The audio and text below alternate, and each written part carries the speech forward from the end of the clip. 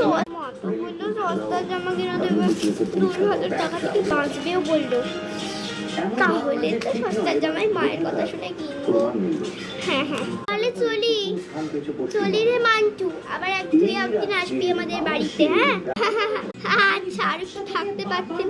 ঠিক আছে, আপনি যখন এত তাড়াহুড়ো করছেন তাহলে আসবেন আর একদিন। হ্যাঁ, আমরাও যাবো না অনুষ্ঠানে, আবার আসবেন।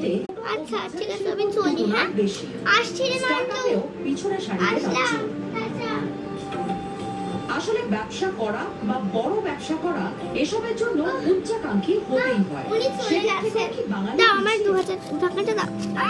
বাঙালির ইতিহাস কিন্তু সে দে আমাকে টাকাটা। তোকে দিয়েছে নাকি? বরাবরের অনীহা। এখানেও বেশ কিছু খাবার খরচা হওয়ার যে আমি রেখে দিচ্ছি আলমারিতে সংসারের ব্যাগে। মা এটা কি করলো, নিয়ে নিল কাঠ থেকে।